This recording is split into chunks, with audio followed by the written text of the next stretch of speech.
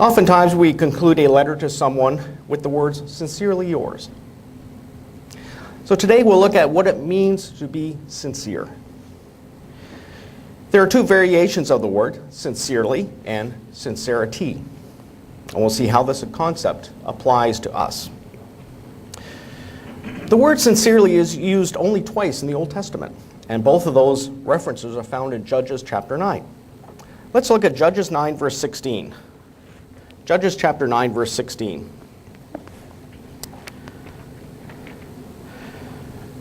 Judges 9, verse 16. After Gideon died, one of his sons, Abimelech, was made king. And Gideon's youngest son, Jotham, spoke these words in Judges 9, verse 16. This verse gives us a clue as to the meaning of the word sincere or sincerely. Judges 9, verse 16. This is Jotham speaking. Now therefore, if you have done truly and sincerely, in that you have made Abimelech king, and have dealt well with Jerubbaal, whose other name was Gideon, and his house, and have done unto him according to all the deserving of his hands, and Jotham goes on from there. But the word sincerely used in this verse in Hebrew means entire, truth, without blemish or spot, complete, full, sound, undefiled, upright, or whole. It means entire, truth, without blemish or spot, complete, full, perfect, undefiled, upright, or whole. Now the word sincerity is found once in the Old Testament, and it is found in the book of Joshua, and it has the same meaning as the word sincerely. In the New Testament, there are a couple references to sincere, sincerely, and sincerity. And one of those references is in Philippians 1, verse 10. Philippians chapter 1, verse 10. This is the beginning of the letter to the church at Philippi. Paul was encouraging the church to continue to do what was right in God's sight. Philippians chapter 1 and verse 10.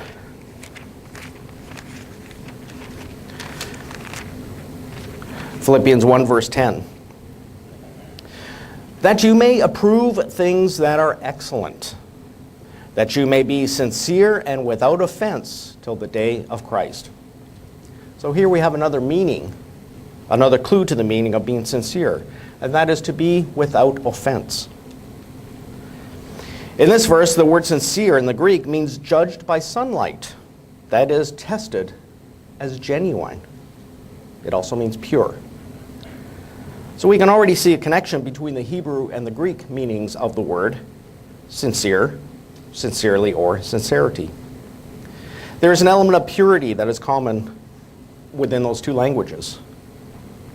Purity includes being without blemish, undefiled, and upright. At this point, we might ask ourselves, how much are we without blemish? How much are we undefiled? And how upright are we? We can also ask, how genuine are we? And how pure are we? Paul wrote something related to this in 1 Corinthians 5 and verse 8. 1 Corinthians 5, verse 8. Paul was addressing a situation in the church at the time. Sin was not only prevalent, but it was tolerated as well. One of the issues that during Paul's time had to do with pottery that was being sold as being genuine. And while most of it probably was, there were those who were selling pottery that had cracks or were broken, misrepresenting them as being pure. On the outside, the pots looked good. There didn't seem to be anything wrong with them. But if you held them to the light, remember one of the meanings was judged by sunlight. So if you held these pots to the light, if you examined them more closely, you could see the cracks. You could see that wax was used to fill in those cracks and those imperfections. So let's look at what Paul wrote in the 1 Corinthians 5, verse 8. Therefore, let us keep the feast, not with old leaven, nor with the leaven of malice and wickedness, but with the unleavened bread of sincerity and truth.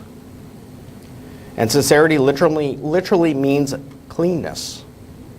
It means purity and genuineness. And that's how we should be as well. We should be pure. We should be clear and genuine. We shouldn't try to hide our spiritual blemishes and then come across as being genuine. Now, the root word of sincerity is sincere. And sincere comes from the Latin word sincerus, or sincere, sincera rather, which is made up of two words. Sin, or sign, literally means without.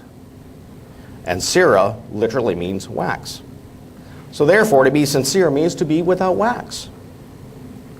Without wax means to be genuine or pure. Again, going back to the reference of the pottery. In the Old Testament, sincerity meant without blemish. And if you go back through the book of Numbers, there are several uses of the word without spot. And one of the meanings of that phrase is sincere. So when we approach the Passover, we tend to do more self-examination. Examining ourselves will reveal who we really are.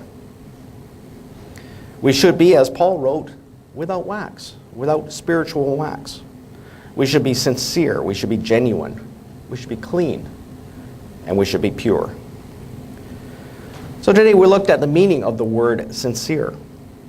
It's the root of two other words, sincerely and sincerity. We saw that it cannot be faked, since that is the exact opposite of being sincere. Being sincere or having sincerity means entire, truth, without blemish or spot, complete, full, perfect, sound, undefiled, upright, or whole. It means to be pure. It means to be genuine. It means to be clean, and it means to be upright. To be sincere literally means to be without wax. Wax was used to hide the cracks and the imperfections in pottery. Spiritually speaking, we also need to be sincere. We also need to be without wax. How do we know if we're sincere? We need to examine ourselves. So as we come to the Passover and the days of unleavened bread, let's remember Paul's words in 1 Corinthians 5, verse 8 that we just read earlier. Therefore, let us keep the feast, not with the old leaven, nor with the leaven of malice and wickedness, but with the unleavened bread of sincerity and truth.